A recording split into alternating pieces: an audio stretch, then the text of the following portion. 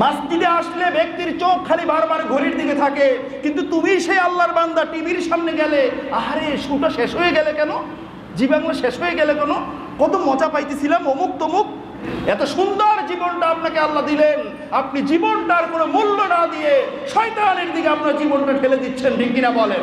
কিন্তু আজকের আমরা মুমিন নামের মুনাফিক, এ কারণে জাকাত দেই না, ফিতরা দেই না, অন্য মুমিনদের খোঁজ খবর রাখি না, গরিবদেরকে সদকা দেই না, এই কারণেই না অভাব, ঠিক কিনা বলেন? সিমেন্ট আটকায়, রড আটকায়, ইট আটকায়, মাটি আটকায়, বালু আটকায়, সব আটকাইতে আটকাইতে মুমিন নামের মুনাফিক হয়ে যাচ্ছে, ঠিক কিনা বলেন?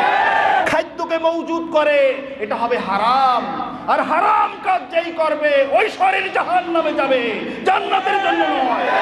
এমন রোগ আল্লাহ দিয়েছে, কোটি কোটি হাজার হাজার কোটি টাকার মালিক শুধুমাত্র 24 ঘন্টায় এক বেলা 100টা চিরার পানি খায়, আর কিচ্ছু খেতে পারে না, আছে কি নাই? এটাই তো তোমার দুরারোগ্য রোগ। তুমি কেন খাদ্য মওজুদ করলা? নিজের দেশের টাকা অন্য দেশে নিয়ে লুটপাট করে উঠিয়ে বাড়ি করো, গাড়ি করো, তোমাকে এই অধিকার ইসলাম দেয় নাই, ঠিক কিনা বলে?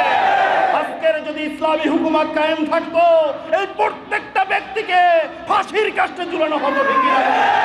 কতগুলো শয়তান আছে শুধুমাত্র বারবার বলে বাংলাদেশের অবস্থা শ্রীলঙ্কার মতো হবে।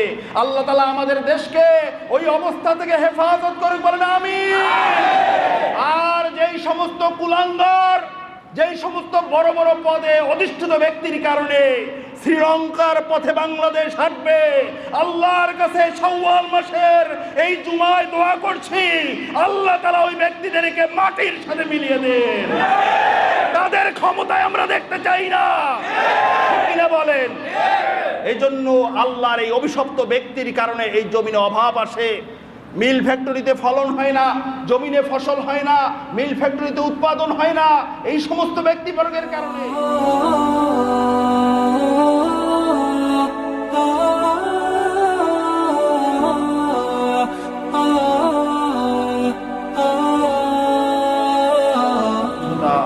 প্রেম, প্রীতি, ভালোবাসা ও মহাব্বত অনুযায়ী আমাদের কানে শোনার তৌফিক দান করুন, বলুন আমিন।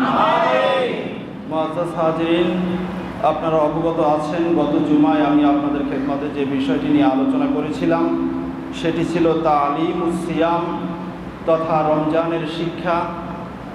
রমজানের শিক্ষার উপরে কথা বলতে গিয়ে আমরা আলোচনা করছিলাম যে আমার রোজা কবুল হয়েছে এটা আমি কিভাবে বুঝতে পারবো। এই প্রেক্ষাপটে আমি তাকওয়ার উপরে কিছু কথা বলেছিলাম যে একজন রোজাদারের রোজা কবুল হয়েছে রমজানের পরে তার আচার আচরণ, কথাবার্তা, চাল চলনের মাধ্যমে বোঝা যাবে যে তার 1 মাস রোজা আল্লাহ তাআলা কবুল করেছেন, বলুন সুবহানাল্লাহ। তো আজকের সেই আলোচনাটাকে আরেকটু সামনে এগিয়ে নিতে চাই। আপনারা যারা এখানের নিয়মিত মুসল্লি আছেন, আপনারা জানেন যে পিছনের প্রত্যেকটা বছরে আমি আপনাদেরকে এই তালিমুস সিয়ামের উপরে 3, 4টি, 5টি জুমায়ও আলোচনা করেছি। তো এবছরে এত দীর্ঘ আলোচনা না করে আমি গত জুমায় যতটুকু আলোচনা আপনাদেরকে শুনিয়েছি, আজকের জুমায় আমি অনেকগুলো কোটেশনের উপরে সংক্ষিপ্তভাবে এই নির্ধারিত সময় পর্যন্ত কিছু কথা বলতে চাই। যেহেতু অনেকগুলো কোটেশন এর উপরে আলোচনা হবে, এজন্য আমি আপনাদের খেদমতে বিনীতভাবে যেটা অনুরোধ করব সেটা হলো গভীর মনোযোগ লাগবে, অন্যথায় আলোচনাটা বুঝতে পারবেন না, মজা পাবেন না। আপনার ব্রেন যেভাবে এসেছিল এভাবেই আবার চলে যাবেন, মাথার ভিতরে, ব্রেনের ভিতরে কিছু নিয়ে যেতে পারবেন না। একটু গভীরভাবে মনোযোগ দেওয়া যাবে না ইনশাআল্লাহ? ঘুমাবেন না। অনেকে আলোচনার টাইমে আমি দেখি ঘুমায়, আমার খুব অবাক লাগে। জুমার নামাজের আলোচনা চলে আধা ঘন্টা, 1 ঘন্টা, 40 মিনিট, এই সময়টুকুনে এসে আবার ঘুমিয়ে যায়। আবার কতগুলো জ্ঞানপাপী আছে তারা বলে যে মসজিদে আল্লাহ তাআলার রহমত, এই কারণে মসজিদে আসার পরেই ঘুম আসে। আসলে কথাটা হলো সম্পূর্ণ বিপরীত কথা। আমি অনেক আগে আপনাদেরকে বলেছিলাম জিহাদের ময়দানে ঘুম আসা এটা হলো আল্লাহর পক্ষ থেকে রহমত, সুবহানাল্লাহ। আর মসজিদে প্রবেশ করার পরে ঘুম আসে এটা হলো শয়তানের পক্ষ থেকে। শয়তান আপনাকে মসজিদে এসে উপকৃত হতে দিতে চায় না। এই কারণে আপনার মস্তিষ্ক, আপনার জেহেন, আপনার বিবেক যাতে নিষ্ক্রিয় থাকে, এজন্য আপনার চোখে ঘুম এনে দেয় শয়তান। অথচ তারা বলে থাকে যে আল্লাহর রহমত আসে বিদায় ঘুম আসে। আর এই কারণে অনেকে ইচ্ছা করেও ঘুমের ভান করে যে আমার উপরে রহমত আসতেছে। আসলে এটা না জানার কারণে। জেহাদের ময়দানে যেখানে জীবন চলে যাওয়ার আশঙ্কা থাকে, সেখানে কি মানুষের ঘুম আসে? একটা লোককে ফাঁসির মঞ্চে নিয়ে যাচ্ছে, ওই লোকটা যাইতে যাইতে ঘুমাইয়ে পড়ে, দেখছেন কোনোদিন? ঘুমায় না, ঘুম আসে না। তার কারণ তাকে তো এখন ফাঁসি দেওয়ার জন্য নিচ্ছে, তার জীবনটা চলে যাবে। এই সময় ঘুম থাকে না, বিপদের মুহূর্তে ঘুম থাকে না, ঠিক কিনা বলেন? তো জেহাদের ময়দানে মানুষের ঘুম থাকে না, কিন্তু ওই জায়গায় যদি ঘুম আসে বোঝা যায় এটা আল্লাহর পক্ষ থেকে। যেমন বদর প্রান্তরে সাহাবায়ে কেরাম ঘুমিয়েছিলেন আল্লাহ তাআলার রহমত নিয়ে, বলুন সুবহানাল্লাহ। তাহলে আমরা এই কথাটা মনে রাখবো যে মসজিদে এসে কখনো ঘুমাবো না। মসজিদে এসে ঘুম আসলেও আপনার পাশের যে ভাই, যদিও আপনি তাকে না চেনেন, তাকে একটু বলবেন যে ভাই আমার কিন্তু ঘুম আসতেছে, আপনি একটু আমার দিকে মাঝে মধ্যে একটু নজর করেন, যদি আমি ঘুমাই আমাকে একটু ঘুমটা দূর করার জন্য একটু টাচ করেন মাঝে মধ্যে, তাহলে ঘুমটা চলে যায়, ঠিক কিনা বলেন? মসজিদে কোনোদিন কোথাও কোনো জায়গায় আমরা ঘুমাবো না, ঠিক কিনা বলেন? ঠিক একই রকম মাহফিলের ময়দানে, কোরআন সুন্নাহর আলোচনার জায়গায় ঘুমাবেন না, এটা শয়তানের পক্ষ থেকে ঘুম আসে। মনে রাখতে পারবেন না ইনশাল্লাহ? ভাইয়ের আমার, গত জুমায় আমি আপনাদের খেদমতে আলোচনা করেছিলাম তাকওয়ার উপরে, যে রোজাটা কবুল হয়েছে, এটা যদি হয়েই থাকে তাহলে আমি একজন মুত্তাকি বান্দা হিসাবে এই জমিনে বেঁচে থাকতে পারবো কমপক্ষে এই বাকি 11টি মাস। আমার বিভিন্ন জায়গায় আমার থেকে তাকওয়া প্রকাশিত হবে। তাকওয়ার বিপরীত কোনো কাজ আমি কখনো করব না, তার কারণ আমি 1 মাস রোজা রেখেছি। সুবহানাল্লাহ। আজকের আমি দ্বিতীয় পর্যায়ে আলোচনা করব, রোজা আমাদেরকে সবর শিক্ষা দেয়, ধৈর্যের শিক্ষা দেয়। আর এই ধৈর্যটা বিভিন্ন অ্যাঙ্গেলে, বিভিন্ন সাবজেক্টে, বিভিন্ন দিক থেকে হতে পারে। খাবারের দিক থেকে ধৈর্য, কথাবার্তা বলার দিক থেকে ধৈর্য, ঘুমের দিক থেকে ধৈর্য, এভাবে সম্পদের দিক থেকে ধৈর্য, এরকম অনেক দিক থেকে আমাদেরকে ধৈর্য শিক্ষা দেয়।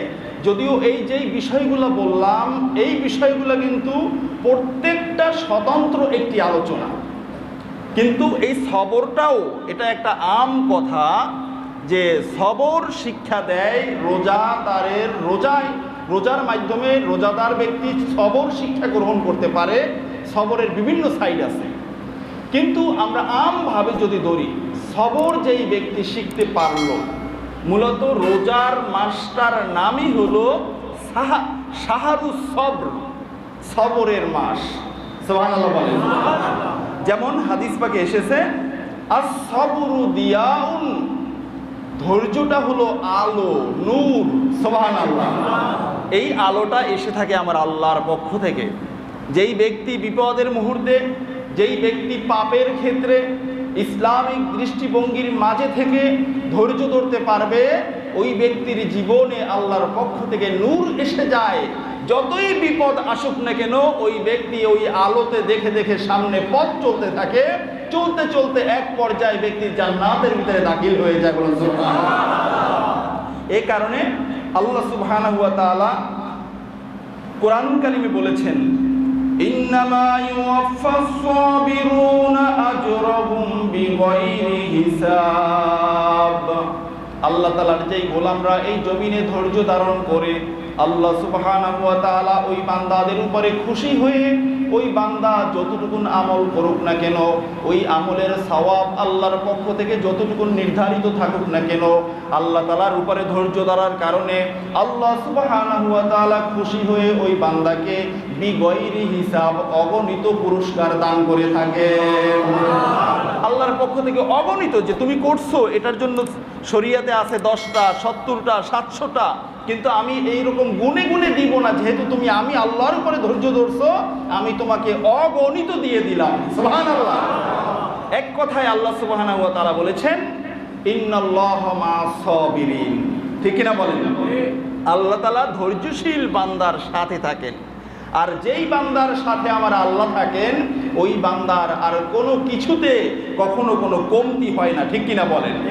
হাদিস পাকে এসেছে আস-সবরু দিয়াউন, সবরটা হলো আলো, এবং আস-সাওমু নিসফুস সবর, রমজান মাসটা হলো ধৈর্যের অর্ধেক। সুবহানাল্লাহ বলেন। যেই ব্যক্তি 12 মাসের মাঝে রমজান মাস রোজা রাখতে পারলো, আল্লাহর পক্ষ থেকে বান্দাকে যতটুকুর ক্ষেত্রে ধৈর্য ধরার কথা বলা হয়েছে, নির্দেশ দেওয়া হয়েছে, সেজন্য অর্ধেকটা ধৈর্যের উপরে আমল করে ফেলছে, বলেন সুবহানাল্লাহ। আর বাকি অর্ধেক, বাকি 11 মাসে বিভিন্ন জায়গায় গুনাহের ক্ষেত্রে, গ্রহণের ক্ষেত্রে, বর্জনের ক্ষেত্রে, নেকির ক্ষেত্রে, বদির ক্ষেত্রে, একজনের সাথে মুআমালাত মুআশারাতের ক্ষেত্রে, সকল ক্ষেত্রে বাকি অর্ধেক। তাহলে বুঝে গেল যেই ব্যক্তি অর্ধেকটা গ্রহণ করতে পারলো অল্প সময়ের মাঝে, যেই ব্যক্তি অল্প সময়ে অনেক বোঝা বহন করতে পারে, ওই ব্যক্তি দীর্ঘ সময় অল্প অল্প করে ওর চেয়েও আরো বেশি বোঝা বহন করতে পারবে, ঠিক কিনা বলেন? আপনি যদি 1 ঘন্টায় 1 মণ এক জায়গা থেকে এক জায়গায় নিতে পারেন, একদিন যদি আপনাকে দেওয়া হয় 1 মণ নয় 10 মণ আপনি এক জায়গা থেকে এক জায়গায় নিতে পারবেন, ধীরে ধীরে অল্প অল্প করে, ঠিক কিনা বলেন? তাহলে 1 মাসের মাঝে হলো অর্ধেক সবর, এটা আপনি পালন করতে পারলেন। বাকি 11টি মাসে একটু একটু জায়গায়, অল্প অল্প জায়গায় অল্প অল্প ধৈর্য ধরা, এটা কি আপনি পারবেন না? এটাও বান্দা পারবেন। যদি পারেন তাহলে বোঝা যাবে ওই অর্ধেক ধৈর্যের ট্রেনিং তার সফল হয়েছে। সুবহানাল্লাহ। তাহলে আমরা ধৈর্য ধরতে পারবো না ইনশাআল্লাহ। ধৈর্যের ব্যাপক আলোচনা আমি ইনশাআল্লাহ অন্য এক সময় সুযোগ হলে আমি আলোচনাটা করব আপনাদের খেদমতে। দ্বিতীয় যে আলোচনাটা আমি করতে চাই সেটি হলো রমজান আমাদেরকে কিয়ামুল লাইল শিক্ষা দেয়, রাত্রি জাগরণ। আল্লাহ তাআলার সন্তুষ্টির জন্য রাত্রের শেষ অংশে অথবা কিছু অংশে জাগ্রত থেকে নামাজ পড়া, কোরআনুল কারীম তেলাওয়াত করা, জিকির আজকার করা, এটা আমাদেরকে রমজান শিক্ষা দেয়, ঠিক কিনা বলেন? রমজানে আমরা 20 রাকাত তারাবির নামাজ আদায় করি, কিছু অংশ ঘুমিয়ে এরপরে আবার ভোর রাত্রে সাহারির জন্য আমরা উঠি। তাহলে রমজান আমাদেরকে রাত্রি জাগরণ করতে শিক্ষা দেয়, ঠিক কিনা বলেন? এই শিক্ষাটা যদি আপনি আমি গ্রহণ করতে পারি, তাহলে বাকি 11টি মাসে যেহেতু আমার সাহারি থাকবে না, অনায়াসে আমি তাহাজ্জুদ গুজারি হয়ে যেতে পারবো, ঠিক কিনা বলেন? তাহলে রমজান মাসে যদি আপনি মোবাইলে অ্যালার্ম দিয়ে উঠতে পারেন, তাহলে অন্য টাইমে কি পারবেন না? রমজান মাসে উঠছেন 3টায়, কিন্তু রমজান মাসের সারা অন্য টাইমে আপনি 3:30টায় ওঠেন, আপনি 15 মিনিটে 20 মিনিটে অজু ইস্তেনজা সেরে ফেলেন, এরপরেও থাকবে 10 মিনিট 12 মিনিট 15 মিনিট, এই কয়েক মিনিটে আপনি 6 রাকাত 4 রাকাত 10 রাকাত নামাজ 8 রাকাত নামাজ আপনি পড়ে ফেলতে পারবেন, ঠিক কিনা বলেন? একবার সূরা ফাতিহা 3বার সূরা ইখলাস দিয়ে প্রত্যেক রাকাতে আপনি পড়তে পারবেন। কয়েক রাকাত নামাজ আপনার আমল নামায় হয়ে গেল, আপনি আল্লাহর কাছে একজন তাহাজ্জুদ গুজারি হয়ে গেলেন, বলুন সুবহানাল্লাহ। আল্লাহ সুবহানাহু ওয়া তাআলা এই সমস্ত বান্দাদের প্রশংসা করে আল্লাহ তাআলা কোরআনের কারিমে বলেছেন, তাতাজাফা জুনুবুহুম আনিল মাদাজি'i ইয়াদউনা রাব্বাহুম খাওফান ওয়া তামআ। আল্লাহ তাআলার এই জমিনে এমন কিছু বান্দা রয়েছেন যেই বান্দাগুলো আল্লাহর মহাব্বতে, আল্লাহর ভয়ে রাতে বিছানার ভিতরে ঘুমিয়ে থাকে না, তারা কিছু অংশ ঘুমিয়ে এরপরে বাকি অংশ উঠে তারা আল্লাহর ভয় ও মহাব্বত মনের মাঝে নিয়ে আল্লাহর জিকিরে লেগে যায়। সুবহানাল্লাহ। আল্লাহ প্রশংসা করেছেন, বান্দাকে আমি রাত দিয়েছি ঘুমাতে, কিন্তু সে ঘুমায় না আমি আল্লাহর মহব্বতে। সে উঠে গেছে, উঠে আমি আল্লাহর জিকির করছে, আমি আল্লাহর কোরআনুল কারীম তেলাওয়াত করছে, আমি আল্লাহর জন্য আমি আল্লাহকে সাজদা করছে, বলুন সুবহানাল্লাহ। তাহলে আমরা পারবো না ইনশাআল্লাহ? ইনশাআল্লাহ। দেখেন সূরা মুজাম্মিলে আল্লাহ সুবহানাহু ওয়া তাআলা প্যারা হাবিব সাল্লাল্লাহু আলাইহি ওয়াসাল্লামকে নির্দেশ করেছেন, ইয়া আইয়ুহাল মুজাম্মিল কুমিল লাইলা ইল্লা কলিলা। তো আমার হাবিব, আপনি রাতের পুরো অংশে ঘুমিয়ে থাকবেন না, কিছু অংশে আপনি উঠে আমি আল্লাহর জন্য নামাজে দাঁড়িয়ে যান। সুবহানাল্লাহ। তাহলে আল্লাহ রাসূলের জন্য তাহাজ্জুদের নামাজ, কিয়ামুল লাইল, এটা ছিল ফরজ, কিন্তু আমরা উম্মতে মুহাম্মাদি, আমাদের জন্য এটা হলো নফল। কিন্তু নফলটা কেমন নফল? মিরকাত শরহ মিশকাত এর মাঝে এসেছে, লাইসা মিনাল কামিলিনা মান লা ইয়াকুমুল লাইল। এই জমিনে যদি কোনো বান্দা মুমিনে কামেল হতে চায়, এই জমিনে যদি কোনো বান্দা আল্লাহর প্রিয় বান্দায় পরিণত হতে চায়, এই জমিনে যদি কোনো বান্দা আল্লাহর অলিতে পরিণত হতে চায়, তাহলে রাত্র জাগরণ ছাড়া এটা কখনো সম্ভব নয়। সুবহানাল্লাহ। তাহলে সুন্নাতটার দাম আছে কি নাই? আমরা আল্লাহর অলি হতে চাই নাকি শয়তানের অলি? কোরআন কারীমের মাঝে দুই ধরনের অলির কথা বলা হয়েছে, একটা হলো আল্লাহর অলি আর একটা হলো শয়তানের অলি।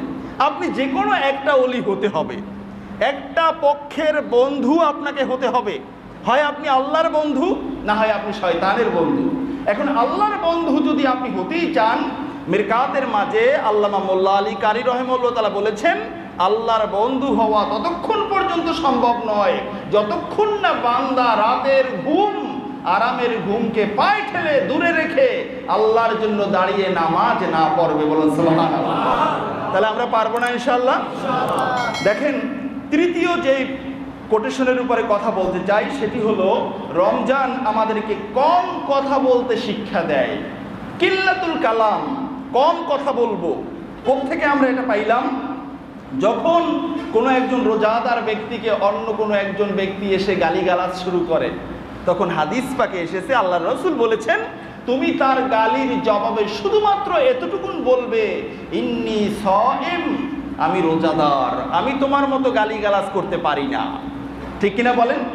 রোজার মাসে দেখবেন 2-3 জন ব্যক্তি এক জায়গায় বসে বিভিন্ন খারাপ বাজে বাজে কথা বলা শুরু করলে পাশ থেকে আরেকজনের শুনে ধমক লাগিয়ে দেয়, যেই বেটা রোজা রেখে তুমি অনর্থক কথা বলো। এই যে রোজা রেখে অনর্থক কথা বলো, তার মানে সব মানুষে বুঝে জানে যে রোজা রেখে অনর্থক কথা বলা যাবে না।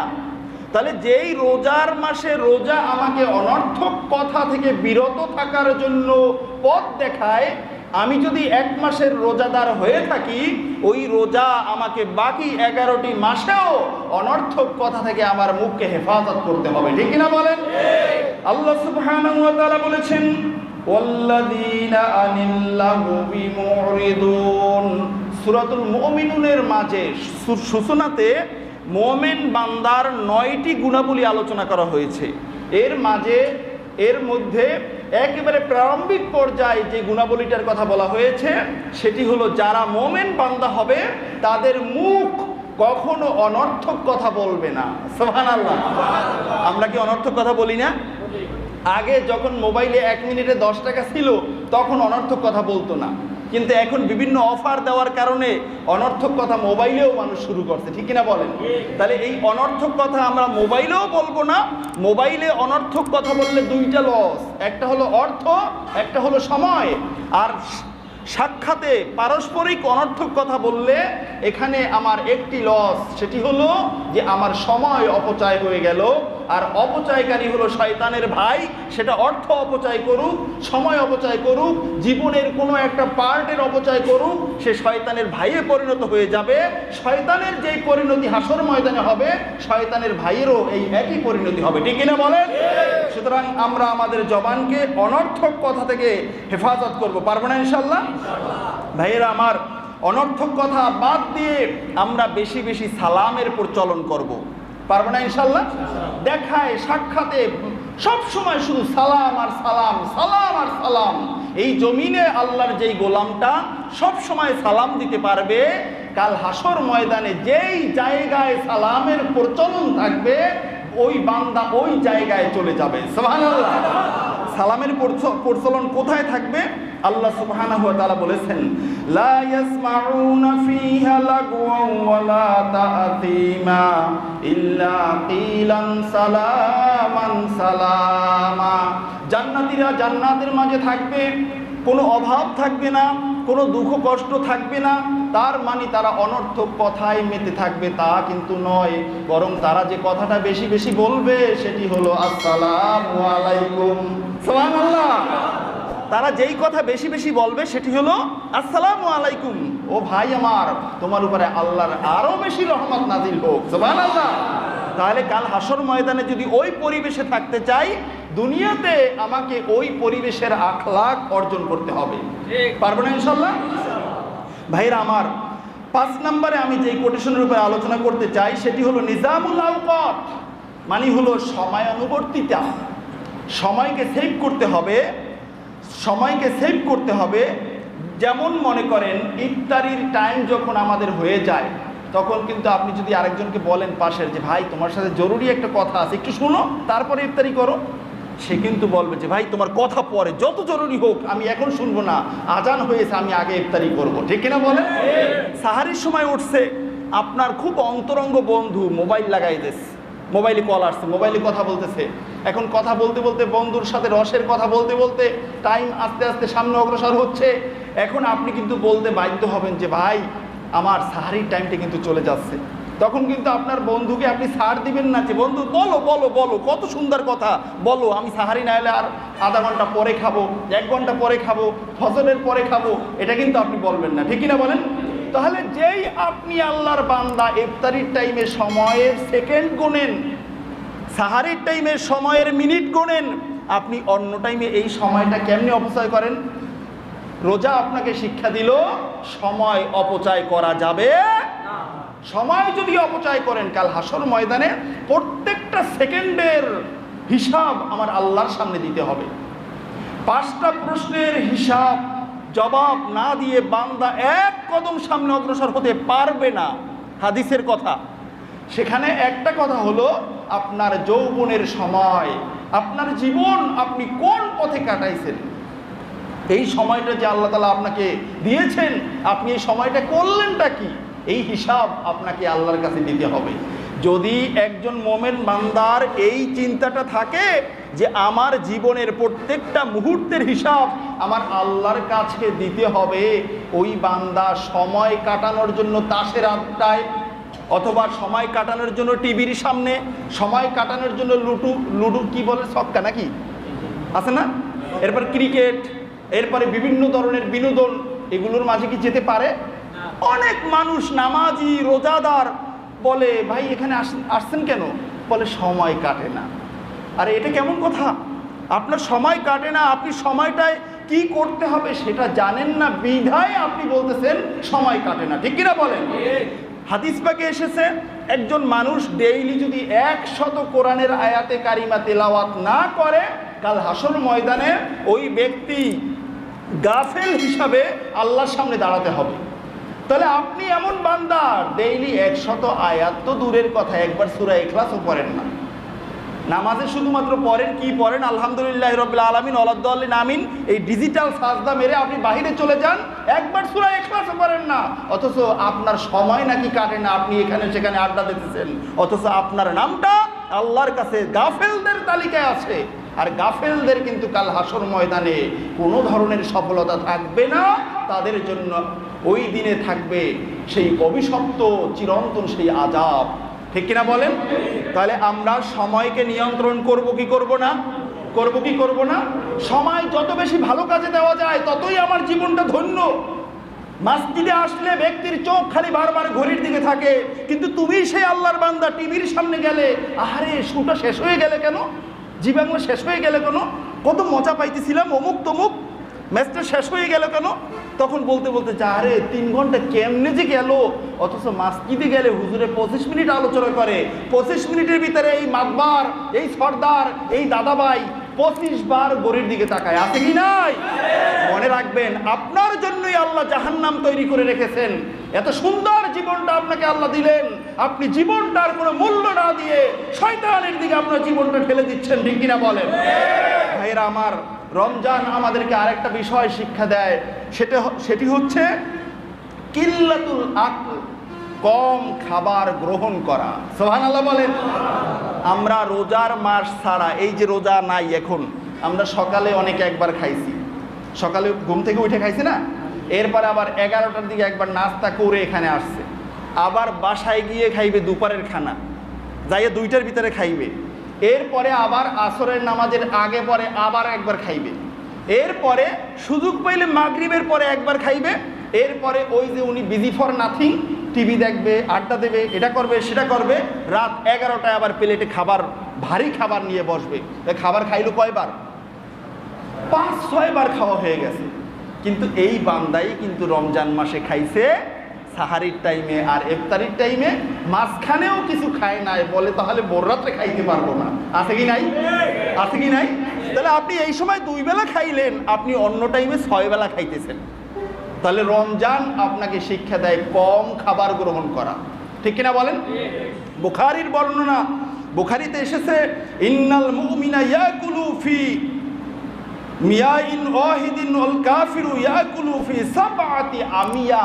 বুখারীর বর্ণনা, একজন মোমেন বান্দা খায় এক মুখে, এক নাড়িতে, আর একটা কাফের খায় 7 মুখে 7 নাড়িতে। বলুন নাউযুবিল্লাহ। এর বাস্তব প্রমাণ এই হাদিসের ব্যাখ্যায় মুহাদ্দিসিন কিরামগণ বলেছেন, একজন মুশরিক একবার আল্লাহর রাসূলের খিদমতে এসেছেন, এসে বললেন যে ইয়া রাসূলুল্লাহ, আমি অমুক গোত্রের নাম করা মুশরিক, তবে আমি আপনার আখলাক এত ভালো লাগে, আমি ইসলাম কবুল করার জন্য এসেছি। বলুন সুবহানাল্লাহ। আল্লাহর রাসূল সাল্লাল্লাহু আলাইহি ওয়াসাল্লাম দেখলেন যেহেতু বড় ধরনের একজন নেতা, আল্লাহর রসুল বললেন, ও মুশরিক, ও ভাই, তুমি আরো চিন্তা করো, তুমি ইসলাম কবুল করবে কিনা। তো ইসলাম কবুল করাইতে আল্লাহর রসুল কিছুটা দেরি করলেন। এই ফাঁকে খাবারে রক্ত হয়ে গেছে। এক সাহাবীকে বললেন, ও আমার সাহাবী, তোমার এই ভাই যেহেতু ইসলাম কবুল করার জন্য এসেছেন, তুমি তাকে নিয়ে যাও, তাকে মেহমানদারি করবে। তখন ওই মুশরিককে মুসলমান নিয়ে গেছেন বাড়িতে, বাড়িতে নিয়ে খাবার দেওয়া শুরু করলেন। বকরির দুধ খাওয়াইতে খাওয়াইতে খাওয়াইতে খাওয়াইতে 7টা বকরির দুধ সব খাইছে। সাহাবী অবাক হয়ে যাচ্ছেন যে এত খাওয়া খায় কেমনে, আর খাইয়ে রাখে কই? একে আপাদা মস্তক পুরোটা পেট নাকি? খাইলে পেট জাগে না, কিন্তু ওর পেট বড় হয় না, পেট যেমন তেমনই আছে, কিন্তু খাইতেছে আর খাইতেছে। এখন রাতের বেলায় এই অবস্থা, 7টা বকরির দুধ খাইছে। সকালবেলা গেছেন আল্লাহ রসুলের দরবারে।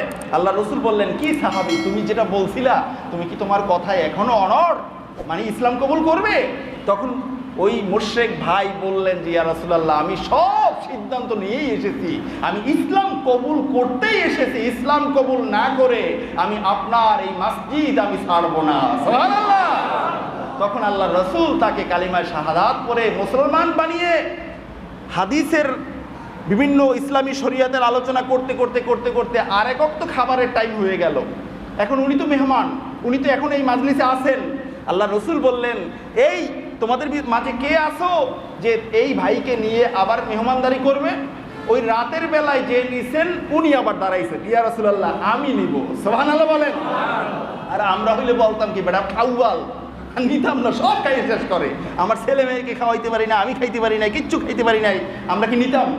কিন্তু ওই সাহাবী বলছেন, ইয়া রাসূলুল্লাহ, আমি নিব, কারণ মুশরিক অবস্থায় খাওয়াইছি, এখন মুমিন, তাকে কি আমি খাওয়াবো না? তাকে অবশ্যই খাওয়াবো, ঠিক কিনা বলেন? এখন নিয়ে গেছেন, নিয়ে তাকে ওই রাতের আন্দাজে এক বাটি প্রথম দিয়েছেন যে ভাই খাও। এখন ভাই খাওয়া শুরু করছে বিসমিল্লাহির রহমানির রহিম বলে, খেয়ে একটু খেয়ে বাটিটা ফেরত দিয়ে দিয়েছে। বলতেছে, কি ভাই, দুধে কি সমস্যা? দুধ কি বেশি গরম, ঠান্ডা হয় নাই, খাইতে কষ্ট? বলছে, না ভাই, সব কিছু ঠিক আছে। আমি যখন বিসমিল্লাহির রহমানির রহিম বলে খেলাম, দুধ পান করার সাথে সাথে, কয়েক ডোক দুধ পান করার সাথে সাথে আমার পেটটা ভরে গেছে, আমি আর পান করতে পারি না, আমার পেটে আর যায় না। তখন সাহাবী, এই হাদিস তো জানেন, সাহাবী আর আশ্চর্য হলেন না, যে কথা তো বাস্তব। আল্লাহ রসুল বলেছেন, মোমেন খায় এক মুখে আর কাফের খায় 7 নাড়িতে, ঠিক কিনা বলেন? এই কারণে দেখবেন গোটা দুনিয়ায় মুসলমানরা যত সম্পদ চায় তার চেয়ে বেশি কাফেররা চায়, ঠিক কিনা বলেন? তাদের যত আছে আরো বেশি চায়, আরো বেশি চায়। যার প্রমাণ এই ইউক্রেন আর রাশিয়ার যুদ্ধ। এত বড় রাষ্ট্র, তারপরও তাদের পেট ভরে না। আমার আল্লাহ বলেছেন, হাত্তা যুরতুমুল মাকাবির, তোমাদের পেট ভরবে একদিন, সেটা হলো কবরের মাটি, ঠিক কিনা বলে? এই কারণে আমরা মুমিন, আমরা দুনিয়া চাই না, আমরা পরকাল চাই।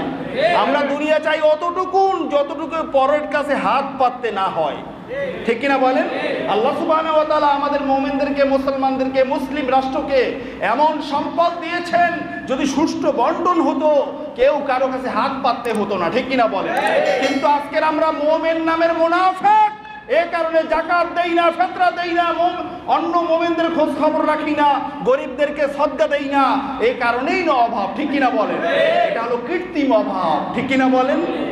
দেখেন, রোজা আমাদেরকে কম খাবার শিক্ষা দেয়, কম খাবার শিক্ষা দেয়। যেই রোজাদার রোজা রাখলো, 1 মাস রোজা রাখার পরে ওই রোজাদার সুযোগ পাইয়া হাজার হাজার গ্যালন সয়াবিন তেল আটকাইতে পারে?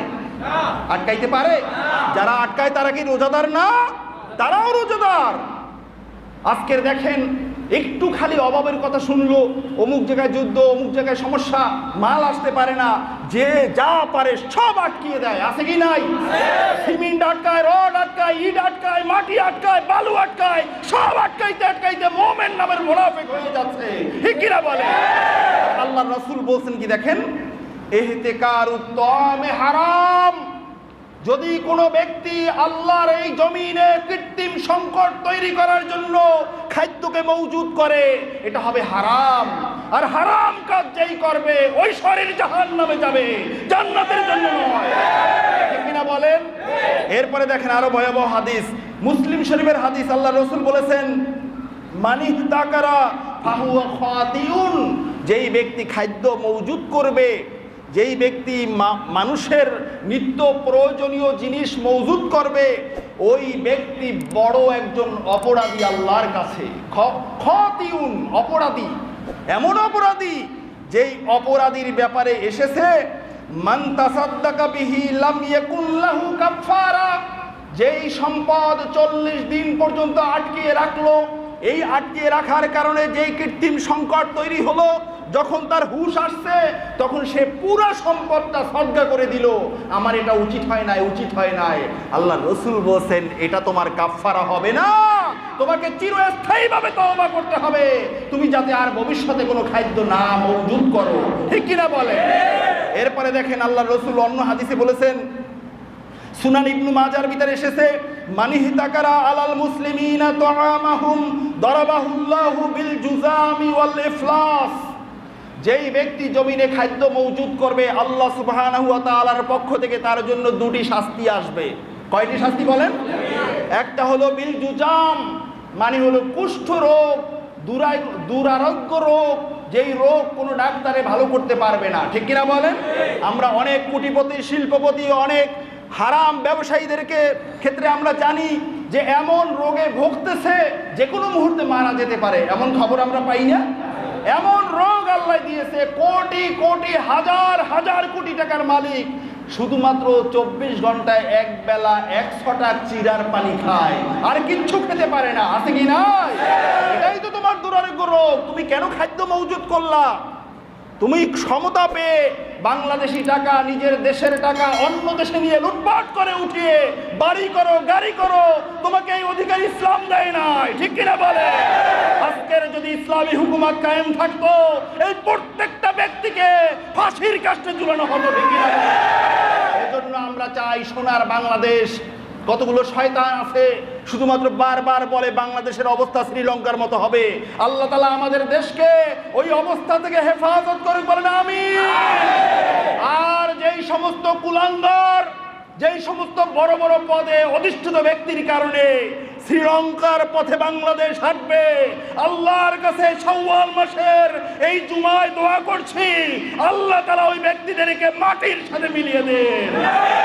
তাদের ক্ষমতায় আমরা দেখতে চাই না, কিনা বলেন?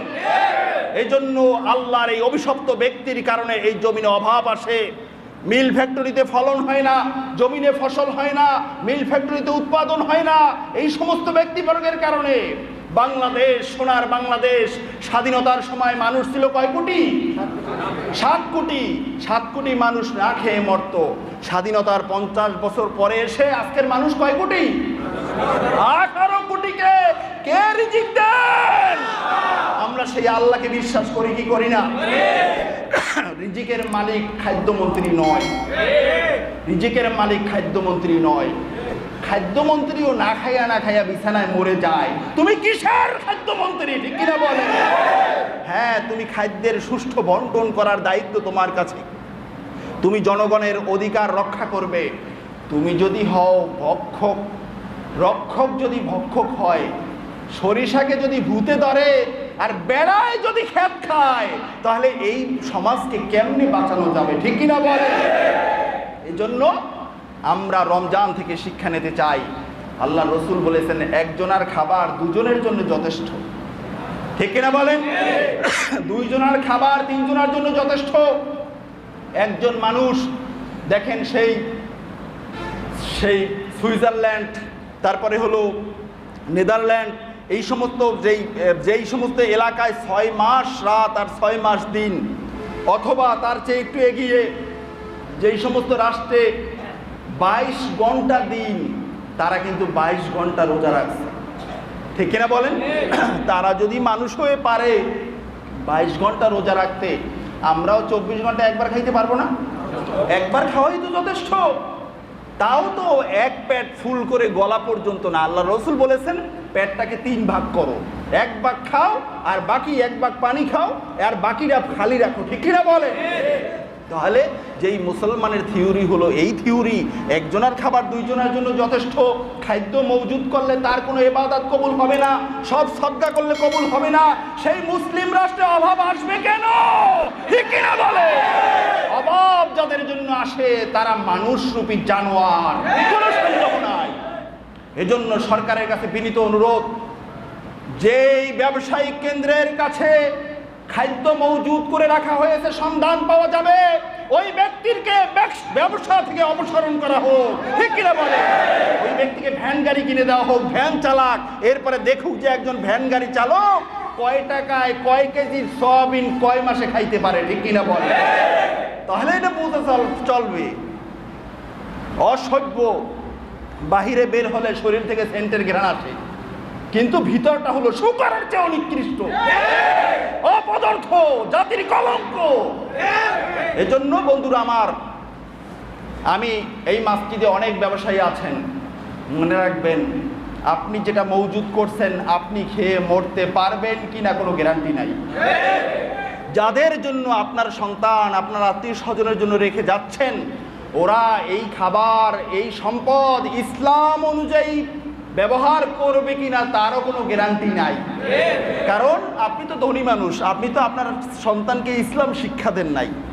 হুজুররা কথা বললে এখনো হুজুরদেরকে খারাপ বলে, আরে এখনো বলে ইসলাম সেকালের, কোরআন হলো সেকালের। এই মানুষগুলোর জন্য দাজ্জালই হলো সবচেয়ে শ্রেষ্ঠ ব্যক্তি যারা তাদেরকে শাসন করবে, ঠিক কিনা বলে? দাজ্জাল এমনি এমনি জমিনে আসবে না, এমনি এমনি আসবে না। হাদিস পাকে এসেছে, ইমাম বুখারীর ওস্তাদ নুয়াইম ইবনে হাম্মাদ রাহিমাহুল্লাহ তাআলা হাদিস বর্ণনা করেছেন, মাশরিক থেকে মাগরিব প্রত্যেকটা ইঞ্চি ইঞ্চি জায়গায় জুলুমের অন্ধকারটা এমনভাবে ছেয়ে যাবে, ব্যক্তি ডানে তাকাবে দেখবে অন্ধকার জুলুম, বামে তাকাবে দেখবে অন্ধকার জুলুম, সামনে পিছনে তাকাবে দেখবে অন্ধকার জুলুম জুলুম জুলুম। এই মাজলুম ব্যক্তি তার প্রাপ্য পাওয়ার জন্য আবেদন করার কোনো জায়গা খুঁজে পাবে না। ঠিক এই টাইমে আসবেন এমন এক মহান ব্যক্তিত্ব, যার নেতৃত্বে মাশরিক থেকে মাগরিব গোটা ইঞ্চি ইঞ্চি জমিতে ইসলাম কায়েম হয়ে যাবে। সুবহানাল্লাহ। আমরা সেই সময় দেখতে চাই কি চাই না? যদি চাই, আমরা ইসলামের জন্য প্রস্তুত থাকতে হবে, ঠিক কিনা বলেন? ভাইরা আমার, ব্যবসা করব, টাকা পয়সা অর্জন করব, কিন্তু আমার সম্পদে গরিবদের অধিকার আছে বলেছেন আমার আল্লাহ। গরিবদের অধিকারটা যদি আপনি না দেন, আপনার কাছ থেকে আমি টাকা ঋণ নিলাম, এই টাকাটা আপনাকে ফেরত দিতে হবে, ঠিক কিনা বলেন? টাকাটার মালিক কি আমি, নাকি আপনার কাছ থেকে ঋণ নিয়েছি আপনি না? এখন আপনি যেরকম এই টাকাটার উপরে অধিকার, যাকাতের উপরে অধিকারটা হলো গরিব মানুষের। আপনি কোটিপতি শিল্পপতি, আপনার উচিত ছিল পকেটে টাকা নিয়ে, খাদ্যদ্রব্য নিয়ে জাকাতের মাল, জাকাতের সম্পদ, ওই যিনি জাকাত পাবেন তার ঘরে পৌঁছে দেওয়া উচিত ছিল। কিন্তু আপনি তো সেটা করেন নাই। আপনি সেটা করেন নাই, ঠিক মতো হিসাব করে জাকাতের টাকাটা মাইকিং করে দিবেন, তাও দেন নাই। মাইকিং এখন করছেন, পেপারে দিয়েছেন, পত্রিকায় দিয়েছেন, মিডিয়ায় দিয়েছেন, ফেসবুকে দিয়েছেন, অমুক সাপ অমুক দিন জাকাত বিলি করবে, কিন্তু দিয়েছেন তো 100 ভাগের কয় ভাগ, ঠিক কিনা বলেন? তাহলে এই সমস্ত মানুষ দিয়ে এই সমাজে কিচ্ছু হবে না। পেট পূজারি, স্বার্থপর। আল্লাহ রসুলের সরাসরি নির্দেশ, লা তাকুনু ইম্মান, তোমরা স্বার্থপর হও না। স্বার্থপর ব্যক্তি কাল হাসর ময়দানে আল্লাহর কাছে কিচ্ছু পাবে না, কারণ সে ছিল ব্যক্তি কেন্দ্রিক, ব্যক্তির স্বার্থ ছাড়া কিচ্ছু বোঝে না। ঠিক কিনা বলেন? আছে না সমাজে? আছে কিনা? সবাই বলেন আছে কি নাই? ভাইয়েরা আমার, আমরা এদের থেকে সাবধান থাকবো, আর আমি নিজে তাদের কাতারে হব না। পারবো না ইনশাল্লাহ? দেখেন, রোজা আমাকে শিক্ষা দেয় আহমিয়াতুল জামাআহ, জামাতের গুরুত্ব। কেমন জামাতের গুরুত্ব? রমজান মাসে 5 ওয়াক্ত নামাজ তো আমি জামাতের সাথে আদায় করেই থাকি, এর সাথে অতিরিক্ত 20 রাকাত তারাবির নামাজ জামাতে পড়ি না আমরা? এরপরেও ক্ষান্ত না, আবার ওই যেই নামাজ আমরা আজীবন একা একা পড়ি, বেতেরের নামাজ 11 মাস পড়ি একা একা, রমজানের ফজিলতের কারণে, রমজানের মর্যাদার কারণে এটাকেও জামাতের মাঝে শামিল করা হয়েছে। সুবহানাল্লাহ। এর মানে হলো আপনাকে শিক্ষা দিতে চায়, ও আমার গোলাম, নামাজটা জামাতের সাথে পড়ো, জামাত তরক করো না, জামাতের সাথে পড়ো। আর এটাও আবার দেখতে হবে, জামাতের সাথে আপনি যে পড়বেন, ইমামটা রাখতে হবে তাকওয়াবান। ইমামটা ছাগল চুরি করে খাইয়া ফেলায়, জাকাত পাত্রা নিয়ে খাইয়া ফেলায়, এরপরে হলো মহিলাদের সাথে কথা বলে, দেখা দেয়, এমন তাকওয়াহীন ইমাম যেন ইমাম না হয়। ঠিক কিনা বলে? সমাজের ইমামটা হতে হবে এমন তাকওয়া সম্পন্ন যে একটা সত্য কথা বলার ইমানি শক্তি তার আছে।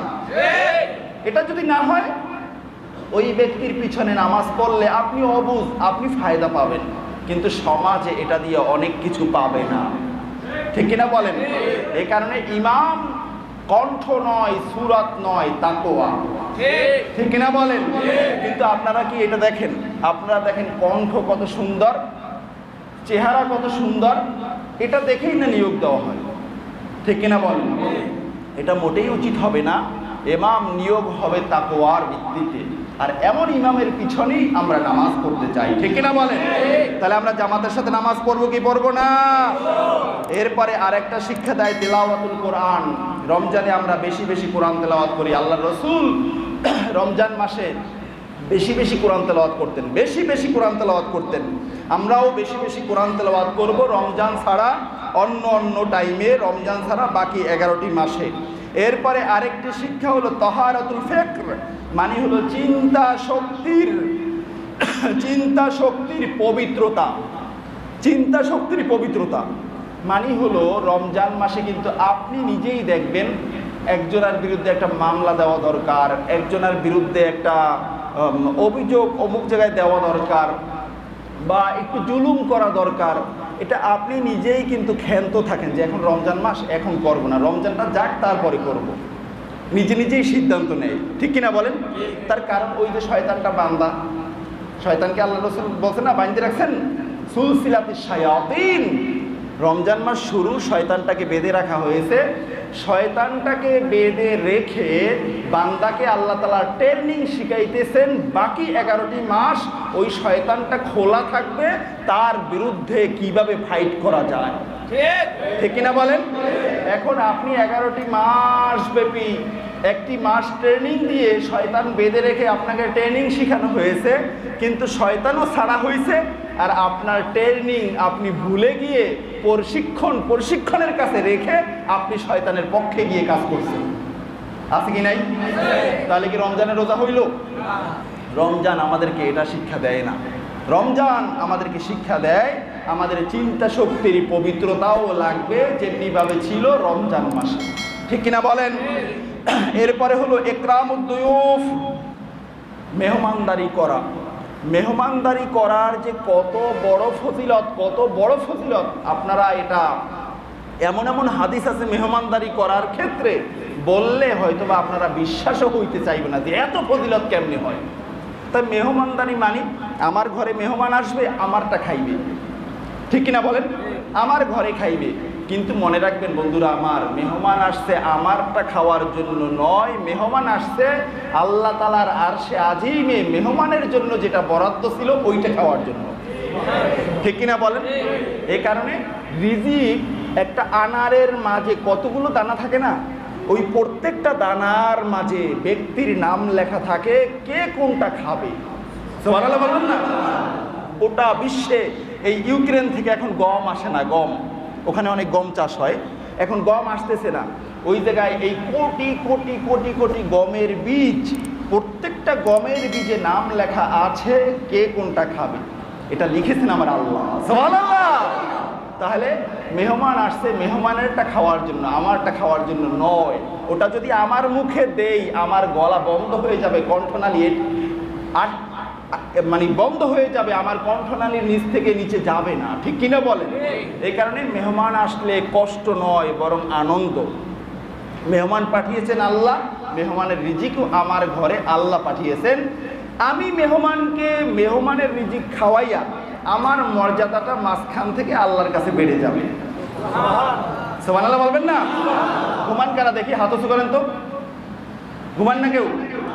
প্রথম বলছিলেন ঘুমাইবেন না, ঠিক কিনা বলেন? তাহলে আমরা মেহমানদারি করব, এটা আমরা রোজা থেকে কেমনে শিক্ষা পাই? কিপটা কিপটা হার কিপটা, যার হাত থেকে পানি পড়ে না, এমন কিছু মানুষ আছে না? দেখবেন এই মানুষগুলো যখন রাস্তার পারে অথবা কোনো এমন একটা জায়গায় বসে ইফতারি করা শুরু করলো যেখান থেকে মানুষেরা হাঁটা চলা করে, ইফতারির জাস্ট পূর্ব মুহূর্তে একজন মানুষ রাস্তা দিয়ে হেঁটে যাচ্ছে, ওই কিপটা বেটাও কিন্তু ডাক দেয়, ওই ভাই তুমি রোজা রাখছো না, আসো আসো একত্রে ইফতারি করি, বলে কি বলে না? তাহলে আপনি রোজার মাসে ইফতারির পূর্ব মুহূর্তে একজন ভাইকে ডেকে আপনি ইফতারিতে শামিল করলেন, আপনি অন্য টাইমে এই বখিলি করেন কেন? অন্য টাইমে আপনি মেহমান আসলে মুখ কালো করেন কেন? আছে না এমন? তাহলে আপনারা এদিকে তাকান কেন? লোকটা যা করে করুক। তাহলে আমরা মেহমানদারি করবো, পারবো না ইনশাআল্লাহ? সুযোগ হলে প্রতি অক্টে একজন একজন মেহমান নিয়ে খাবেন। এটা ভাড়াটিয়া বাসায় অবশ্য সম্ভব নয়, দেখেন আবার ভালো করতে গিয়ে অনেক সময় খারাপ হয়ে যায়। এটা বাড়িতে কইরেন, বাড়িতে আপনার এলাকার পার্শ্ববর্তী এলাকার মানুষ পরিচিত, কিন্তু এখানে নিয়ে আপনি রাস্তায় দেখবেন একজন জীর্ণশীর্ণ মানুষ, তাকে ডেকে নিয়ে বাসায় খাওয়াবেন, আসলে এই লোকটা বিশাল ক্রাইমের সাথে জড়িত হয়ে ওই শ্রীলঙ্কার মন্ত্রীদের মতো পাগল সেজেছে, ঠিক কিনা বলে? আছে না আমাদের সমাজে? আছে, বহুত আছে পাগল, পুরো পাগল, আসলে বিশ্ব সেরা শয়তান, তার মাথায় সব আছে। যদিও এখন মোচ রাখছে, মুখ দেখা যায় না, বাবরি রাখছে, ঘাড় দেখা যায় না, শর্ট পড়ছে, সব দেখা যায়। এই সুরাত মূলত সে ধারণ করছে, ওই যে অন্যায় করছে, ওই অন্যায়ের কারণে যে খাসারত, যে ধ্বংস তার উপরে নেমে আসছে, ওইটা থেকে বাঁচার জন্য, ঠিক কিনা বলেন? পুলিশের হাত থেকে বাঁচার জন্য, রাষ্ট্রীয় বিচারের হাত থেকে বাঁচার জন্য, এরকম আছে না? তাহলে এই আমার ফর্মুলা, এটা আবার এই শহরে অ্যাপ্লাই করে আবার আইসেন না যে হুজুর আপনার কথা শুনে সব কামাইতে গিয়ে আমার সব গেছে গা, কইরেন না এটা, ঠিক কিনা বলেন? এলাকায় করবেন, এলাকার মানুষকে খাওয়াবেন, দিবেন, অনেক ডাকবেন, কাছে নিবেন, এটা আপনাকে আল্লাহ পছন্দ করে কাল হাসর ময়দানে আপনাকে আল্লাহ কাছে নিয়ে নেবেন। সুবহানাল্লাহ। সাইয়েদনা ইব্রাহিম আলাইহিস সালাম মেহমানদারি করে একেবারে আল্লাহর জান্নাতে চলে গেছেন সশরীরে। সুবহানাল্লাহ বলবেন না? এরকম অনেক প্রমাণ মেহমানদারি করার কারণে আল্লাহ তাআলা অনেক ফজিলত তার বাড়িয়ে দিয়েছেন। এরপরে আরেকটা শিক্ষা আমরা গ্রহণ করব, সেটা হলো ইন্তেহাউল কুওয়া, শক্তি শেষ হয়ে যাওয়া।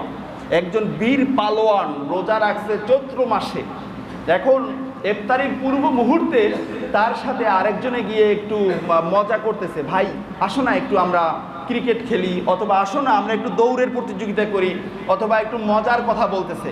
তখন এই বীর পালোয়ানটাও বলে, আরে বেটা বাদ দাও বেটা, এখন সারাদিন রোজা রাখছি, জিহ্বা শুকিয়ে গেছে বেটা, আরে পা ফালাইতে পারি না, কিসের ক্রিকেট বেটা, বাদ যা। তাহলে বুঝে গেল কি, আমার এত শক্তিটা একদিন একবেলা না খাওয়ার কারণে, দুপুরে না আমরা খাই না, সকালে তো খাইছি, সকালে খাইছি না, এখন দুপুরে না খাওয়ার কারণে আমাদের শক্তিটা শেষ হয়ে গেছে। আল্লাহ আকাশে বসে ডাক দিয়ে বলেন, ও আমার বান্দা, তোমাকে ক্ষমতা দিয়েছি, ক্ষমতাটা হতে পারে ধনবল, হতে পারে জনবল, অথবা কিছু পেশি শক্তি, এটা নিয়ে যে তুমি এত নড়ো, এত জুলুম করো, রোজার মাসে একক তো না খাইয়ে যে তুমি দুর্বল হও, তুমি কি দেখো না সেটা? তুমি যদি এতই দুর্বল হও, আরেকজনের উপরে জুলুম কেন করো, ঠিক কিনা বলে? আছে না জুলুম? তোমার এই ক্ষমতা কয়দিনের? ক্ষমতা থাকে না, ক্ষমতা আসে আবার চলে যায়। জান্নাতে ক্ষমতা যদি আপনি পান, ওই ক্ষমতা চিরস্থায়ী ক্ষমতা, ঠিক কিনা বলে? জান্নাতেও আলেমদের ক্ষমতা থাকবে। হাদিসে এসেছে, জান্নাতীরা আলেমদেরকে খুঁজবে, কারণ জান্নাতীরা এমন একটা পর্যায়ে গিয়ে ঠেকে পড়ছে, কি করবে তারা বুঝে না। তারা আলেমদের কাছ থেকে ফতুয়া আনবে, এ অনুযায়ী জান্নাতে আমল করবে। সুবহানাল্লাহ। ক্ষমতা আল্লাহ কাদেরকে দিয়েছেন? জোরে বলতে হবে, কাদেরকে দিয়েছেন? আলেমদেরকে। সেই আলেমদেরকে রক্তচক্ষু যত দেখাবা, মুখ যত বন্ধ করবা, জমিনটা জাহান্নামের টুকরায় পরিণত হবে, কেউ ঠেকাতে পারবে না। ঠিক কিনা বলেন ভাইয়েরা আমার? ইন্তেহাউল কুওয়া, শক্তি শেষ হয়ে যাবে। রোজার শিক্ষা আল্লাহ বলেছেন, মিনহা খলাকনাকুম ওয়া ফিহা নুঈদুকুম ওয়া মিনহা নুখরিজুকুম তারাতান উখরা। শুনছেন না আপনারা এই দোয়াটা? ঘুমাইতে যাওয়ার দোয়া, ঠিক কিনা বলেন? দুধ পান করার দোয়া। কিসের দোয়া? কিসের দোয়া? এটাও তো জানে না কি করে মাটি দেবে। নাম তার 7 ঘরের নামতা, 8 ঘরের নামতা বলে বাপের বুকের উপরে মাটি দেয়, আছে কি নাই? এটা পড়তে হইলো, এটা জানতে হইলো তো আরবি শিখতে হবে। এটা তো কোরআনের আয়াত। এখন আপনি তো আপনার সন্তানকে এটা শিখান নাই। আপনার টাকার গরম ছিল, বিদেশি টাকা, দেশি টাকা, রাষ্ট্রীয় সম্পদ চুরি করার টাকার ক্ষমতা আপনার ছিল, আপনি এটা পড়ান নাই। আপনাকে কিসের দোয়া করবে? ঠিক কিনা বলেন? আল্লাহ বলেছেন, মিনহা খলাকনাকুম, বান্দা আমার, এই মাটি থেকে তোমাকে তৈরি করা হয়েছে। অমিনহা নুখরিজুকুম, যতই ক্ষমতা দেখিয়েছো মাটির উপরে বসে, এই মাটি থেকে তোমাকে আবারও বের করা হবে। আল্লাহু আকবার। তারাতান উখরা, দ্বিতীয়বার। তোমাকে আমি প্রথমবার কিচ্ছু ছিল না, নাপাক পানি যেটা শরীরে লাগলে গোসল ফরজ হইতো, ওই নাপাক অস্তিত্ব থেকে তোমাকে অস্তিত্বে এনেছি। এই মাটিতে তোমাকে আবার খাদাইয়া রাখতেছি, পুঁতে রাখতেছি। এই মাটি থেকে তোমাকে আবার দ্বিতীয়বার আমি আল্লাহ পুনরুজ্জীবিত করব। তখন এখন তোমার যে ব্যক্তিত্ব, এই ব্যক্তিত্ব এর চেয়ে বহুগুণ বেড়ে যাবে। তখন তোমার গলায় জাহান্নামের বেড়ি পরিয়ে জাহান্নামে নিক্ষেপ করা হবে। ঠিক কিনা বলে? তাহলে ক্ষমতা দেখানো যাবে? ক্ষমতা যদি দেখাইতে হয়, দেখাতে হবে আল্লাহর বিধান, আল্লাহর জমিনে প্রতিষ্ঠা করার জন্য। ঠিক কিনা বলে? গলাবাজি যদি করতেই হয়, গলাবাজি কোরআনের পক্ষে হতে হবে। ঠিক কিনা বলে? কিন্তু আমার আল্লাহ বলেছেন, ওয়াহসাবুনা কুল্লা সাইহাতিন আলাইহিম, মুনাফিকরা যখনই কোনো নারায়ে তাকবীরের ধ্বনি শোনে, আল্লাহর নামের কোনো তাসবির, কোনো বড় ধরনের কোনো আওয়াজ শোনে, মুনাফিকরা মনে করে ওই যে আমাদের বিরুদ্ধাচরণ করে মোল্লারা, দেখো না, যাই বন্ধ করে দাও। বলছেন কে? আল্লাহ। যে কোনো বড় আওয়াজ, নারায়ে তাকবীরের আওয়াজ, কোরআনের আওয়াজ, হাদিসের আওয়াজ, ইসলামী শরীয়তের আওয়াজ, ইসলামী হুকুমতের আওয়াজ, মুনাফিকরা মনে করে তাদের মসনদকে ভেঙে দেওয়ার আওয়াজ। এই কারণে তারা ওটাকে বন্ধ করতে চায়। ঠিক কিনা বলেন? কিন্তু ফেরাউন কি বন্ধ করতে পারছে? বন্ধ তো করতে পারে নাই। যার মাধ্যমে এটা প্রতিষ্ঠিত হয়েছে তাকে ঘরে নিয়ে খাওয়াইছে। মুসা আলাইহিস সালামকে পালছে না? এই হিকমত কার? হিকমত কার? আল্লাহ পারেন, আল্লাহ পারেন। তুমি তো সেই ব্যক্তিত্ব, টাই পরে, কোট পরে, শার্ট কি স্যুট পরে, সেন্ট দিয়ে পুলিশের প্রহরায় তুমি মঞ্চে উপবিষ্ট হতে, তোমাকে লাল গালিচার কি শুভেচ্ছা দেওয়া হতো। আজকে তুমি জাঙ্গে পরে দৌড়াও কেন? করছে কে? ইসলামের বিরুদ্ধাচরণ করলে গোটা দুনিয়াটা সংকীর্ণ হয়ে যায়, মাটি পর্যন্ত তাকে গ্রহণ করে না। ঠিক কি না? যার প্রমাণ কয়েকদিন আগে টাকলা আমাদেরকে শিখাইছে কি না? ভাইয়েরা আমার, এই কারণে ক্ষমতা দেখাইয়েন না। ক্ষমতা আপনি মনে করবেন আমি তো মেম্বারও না, চেয়ারম্যানও না, মন্ত্রীও না, প্রধানমন্ত্রীও না, আমার ক্ষমতাটা কি? হুজুরে আমাদেরকে এটা শিখায় কেন? এটা বুঝায় কেন? না ভাই, আপনার ক্ষমতাটা আছে। আপনার ক্ষমতাটা কোথাও না থাকলে আপনার স্ত্রীর উপরে আছে। ঠিক কিনা বলেন? এই কারণে আল্লাহর রাসূল বলেছেন, কুল্লুকুম রাইন ওয়া কুল্লুকুম মাসউলুন আন রাইয়াতিহি। কাল হাসর ময়দানে প্রত্যেকটা ব্যক্তিকে তার অধীনস্থদের সম্পর্কে প্রশ্ন করা হবে। আপনার মেয়েকে, আপনার স্ত্রীকে পহেলা বৈশাখের এগুলো কিনে দেন, একতারা দোতারা সেতারা শিখান, আপনাকে জিজ্ঞাসা করা হবে কেন দিলা, কেন দিলা, কেন দিলা বলো আজকের। কিন্তু বলা কি সম্ভব হবে? কখনো সম্ভব হবে না। এজন্য সন্তান দিয়েছেন আল্লাহ, এটা আপনার কাছে নিয়ামত, আপনার কাছে আমানত। ইসলামের পথে পরিচালনা করতে হবে, ইসলামী শিক্ষায় শিক্ষিত করতে হবে, ঠিক কিনা বলেন? ভাইয়েরা আমার, আরেকটা শিক্ষা হলো, আলোচনা শেষ করে দেব? চলবে? দেখি মিল ফ্যাক্টরি আজকের খোলা কার কার হাতে করেন তো একজন। আরেকটা শিক্ষা, অনেকগুলো শিক্ষা, আমি কেবলমাত্র 12 নাম্বার 11 নাম্বার শেষ করলাম, কিন্তু এখানে আমার 28টা শিক্ষা আমি লিখে আনছি।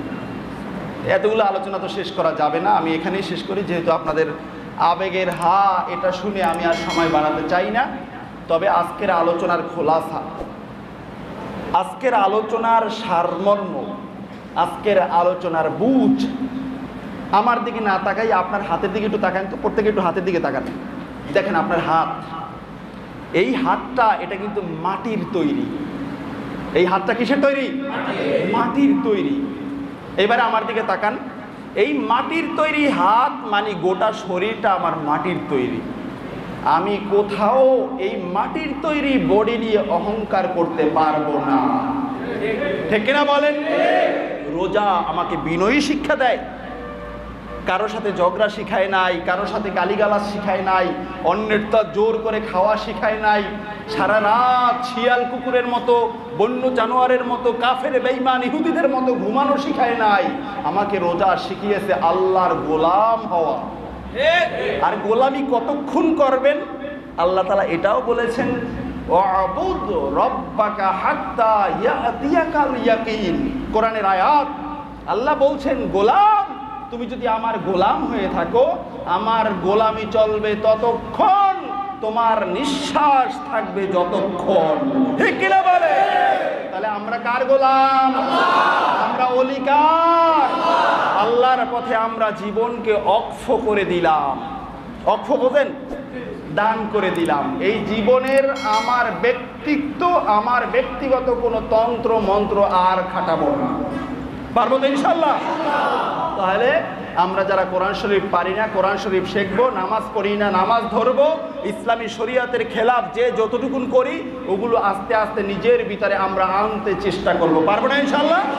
আল্লাহ সুবহানাহু ওয়া তাআলা আমাদের এবছরের এই রোজাটা আমার জীবনের পরকালের জন্য একটা স্বর্ণালী ইতিহাস হিসাবে কবুল করুন, বলুন আমিন। আমরা পারবো না ইনশাআল্লাহ? আল্লাহ সুবহানাহু ওয়া তাআলা আমাদের সকলকে কবুল করুন, বলেন আমিন। সর্বশেষ আমাদের দেশের জন্য আবারও দোয়া করি আল্লাহর কাছে যে আমার রব, আপনি ওই সময় 7 কোটিকে খাওয়াইছেন, এখন 18 কোটিকে খাওয়ান। কত সুন্দর আমাদের দেশ, মিল ফ্যাক্টরি, ক্ষেত খামার। আল্লাহ আমাদেরকে আপনার বরকত আপনি ঢেলে দেন, বলুন আমিন। আমরা যারা আপনার নাফরমানি করি আমাদেরকে তওবা নসিব করে দেন, বলুন আমিন। আমরা যেন শেষ জামানার ফিতনা থেকে এই দেশের মানুষ, পীর আউলিয়ার দেশ, এই দেশের মানুষ নবী ভক্ত মানুষ, এই দেশের মানুষ কোরআন প্রিয় মানুষ, আল্লাহ প্রিয় মানুষ, এই দেশের মানুষ সব সময় ইসলামকে আগে রাখতে চায়, ঠিক কিনা বলে? কোটি কয়েকজন ছাড়া। তাহলে ওরা তো হলো গুনার বাহিরে, ওরা হলো আগাছা, অপদার্থ। আল্লাহ সুবহানাহু ওয়া তাআলা এই জমিনে বাবা শাহজালাল রাহিমাহুল্লাহ তাআলা রয়েছেন, এই মহান ব্যক্তিত্বের ওসিলায় আমাদেরকে বরকত ঢেলে দেন, বলুন আমিন। আমরা চাই কি চাই না? তাহলে আমরা আজ থেকে শপথ নিলাম, আমরা আল্লাহর বন্ধু, শয়তানের কোনো পদাঙ্ক আমরা অনুসরণ করব না, ঠিক কিনা বলেন? আল্লাহ সুবহানাহু ওয়া তাআলা আমাদেরকে কবুল করুন, বলুন আমিন।